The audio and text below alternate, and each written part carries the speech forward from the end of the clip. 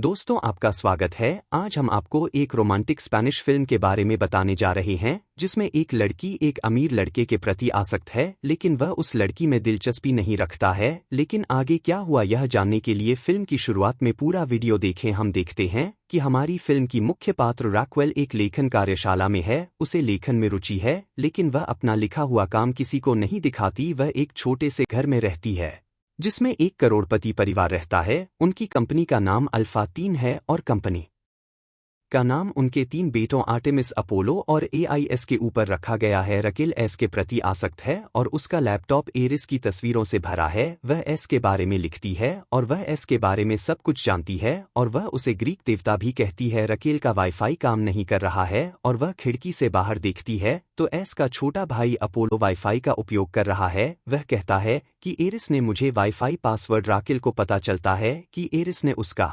Wifi hack कर लिया है और यहीं से हमारी असली कहानी रात में शुरू होती है।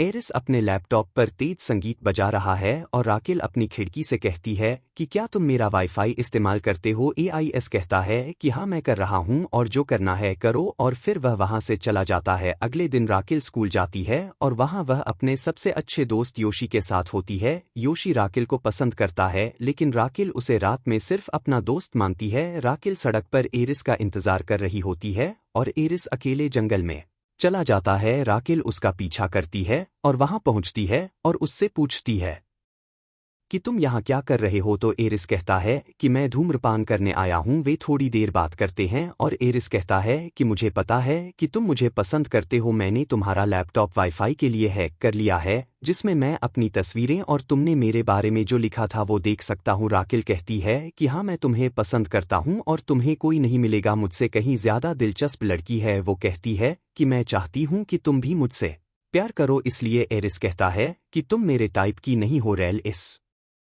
पर ध्यान नहीं देता और कहता है कि मैं डरता हूँ, मुझे घर पर छोड़ दो। एरिस कहता है कि ठीक है, लेकिन बदले में मैं तुम्हें जहाँ चाहूँ चूम सकता हूँ। वो रैल के बहुत करीब आ जाता है और जब वो चुमने वाले होते हैं तो एरिस चुमता नहीं है और उसे घर पर छोड़ देता है। रैल एस की इंस्टाग्राम स्टोरी देख रहा होता है और उसकी माँ कहती है कि वो बहुत प्यारा है। इसलिए रेकल कहती है कि वो हियाल्गो परिवार से है और हम एक दूसरे से बहुत अलग हैं। फिर रेकल अपने कमरे में जाती है और वाईफाई का तार निकालती है। एरिस उसकी खिड़की से घर में आता है और रैकल के बहुत करीब आता है। वो उसे कुर्सी पर बैठाता है और उसकी जांघों को चूमना शुरू कर देता है। रैकल भी इससे उत्तेजित हो जाती है, लेकिन एरिस अचानक गायब हो जाता है और खिड़की से वापस चला जाता है। रैकल पार्ट टाइम जॉब करती है और अगले दिन जब वो अपनी जॉब पर होती है तो एरिस भी वहां आता है और वह योशी से भी मिलता है। एरिस कहता है कि मेरे भाई ने एक पार्टी आयोजित की है और रात में आपको भी वहां आमंत्रित किया गया है। राकेल अपनी सहेली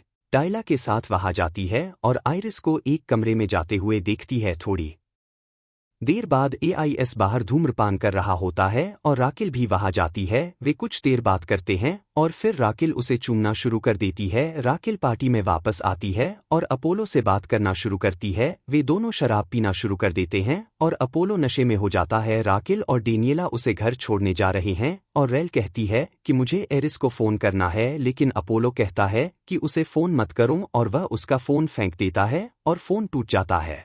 रैल अपोलो को अपने घर ले जाती है और वह वहीं सो जाता है। थोड़ी देर बाद एरिस भी खिड़की से आती है और थोड़ी देर बात करने के बाद राकेल को पता चलता है कि एरिस मेडिकल में रुचि रखता है। वे एलर्जी के बारे में बात कर रहे हैं और राकेल पूछती है कि आपको क्या एलर्जी है। तो एआईएस कहती है कि मुझे क्लोरीन से एलर्जी है और आपको भी। एआईएस कहती है कि बहुत देर हो चुकी है और मुझे यहाँ रहना है। यहाँ केवल एक ही बिस्तर है और रेकल एआईएस और अपोलो के बीच में लेटी है। एरिस रेकल को छूना शुरू कर देता है जो रेकल को भी पसंद आता है और वह उसे मना नहीं करती। जिस दिन रकेल योशी के साथ होती है और रकेल को एक उपहार मिलता है, उसमें एक फोन होता है जो एरिस ने अपने भाई की वजह से भेजा था। रकेल का फोन टूट जाता है। रकेल अपना उपहार वापस करने के लिए एरिस के पास वापस जाती है। एरिस कहता है कि उपहार वापस करना बुरी बात है और फिर एरिस उससे पूछता है कि क्या मैं तुम्हें चूम सकता हूं। तो रकेल दरवाजे पर जाती है और वापस आती है और उसे चूमती है। वे एक दूसरे में खो जाते हैं और वे कुश्ती शुरू कर देते हैं।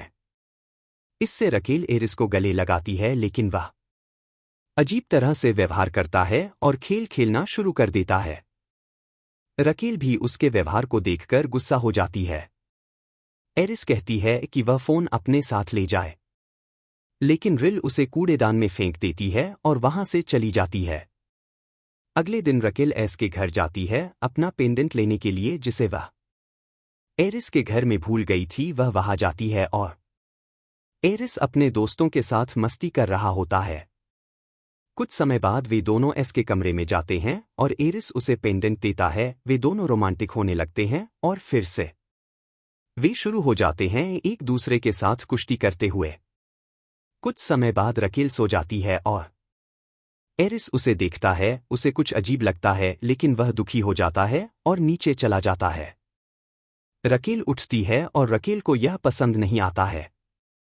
एरिस उसे इस तरह छोड़कर चला जाता है और वह भी रात को वहां से चली जाती है।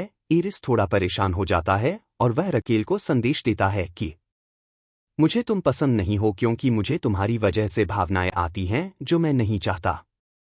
उसके बाद हम देखते हैं कि रकेल नशे में है और सड़क से कहीं जा रही है। एरिस उसके पास जाता है और उसे घर ले आता है। वह रकेल को अपनी कहानी बताता है। वह कहता है कि जब मैं छोटा था तो मुझे लगता था कि मेरे माता पिता सबसे अच्छे जोड़े हैं, लेकिन एक दिन मैंने अपनी माँ को किसी दूसरे आदमी के साथ सोते हुए देखा। मैं रो रहा था और मेरे पिताजी ने मुझे बताया कि यह कोई बड़ी बात नहीं है। उन्होंने कहा कि मेरा भी लड़कियों के साथ बहुत अफेयर है। ये सब भावनाओं और भावनाओं के बारे में है और प्यार एक आदमी को कमजोर बनाता है। रकेल कहती है कि क्या तुम्हें भी ऐसा ही लगता है, या तुमने कभी किसी से प्यार किया है? यार कहता है कि ऐसा लगता है मेरे पास जो है वह रकेल के बारे में बात कर रहा है और फिर वह चला जाता है। रकेल सुबह उठती है और देखती है कि एरिस ने जो संदेश भेजे थे उसने उन्हें हटा दिया है। एरिस अपने परिवार की चर्चा में है और वहां उसके पिता उसे कहते हैं कि तुम अपने व्यवसाय की पढ़ाई पर ध्यान दो, तुम्हें स्टैनफोर्ड जाना है। और वह कहता है कि तुम जितनी लड़कियों के साथ संबंध बनाना चाहो बना सकते हो, लेकिन राइल को भूल जाओ। एरिस दुखी हो जाता है और पुस्तकालय में जाता है रकेल से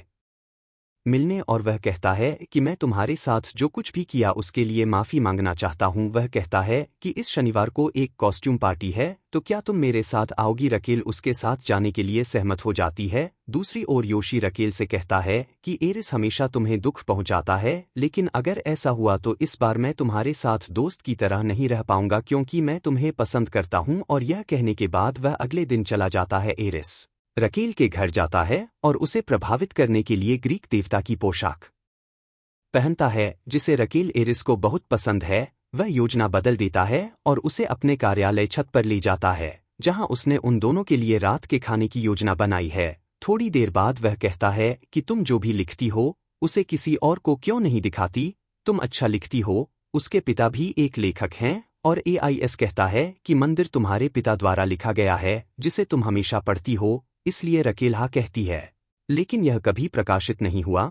फिर वे रात का खाना खाते हैं और छत पर रोमांस करना शुरू करते हैं और फिर हम देखते हैं कि वे अलग अलग जगहों पर जाते हैं और रोमांस करना शुरू करते हैं। सीसीटीवी एरिस और रकेल का वीडियो रिकॉर्ड करता है और एआईएस के पिता इसे एरिस को दिखाते हैं और वह उस पर गुस्सा हो जाता है। एरिस कहता है कि मैं अपनी पढ़ाई के लिए अमेरिका नहीं जाना चाहता और वह गुस्सा हो जाता है और सीधे रकेल के पास जाता है जहां वह काम करती थी और वह कहता है कि मैं भी यहां काम करना चाहता हूं और उसी पैसे से मैं अपनी मेडिकल की पढ़ाई पूरी करूंगा। अगले दिन आर्टेमिस क्लाउडिया के साथ रोमांस कर रहा है और उसे एस की कार्यवर्दी वह वहां जाता है, लेकिन एरिस से कुछ भी कहे बिना वापस आ जाता है।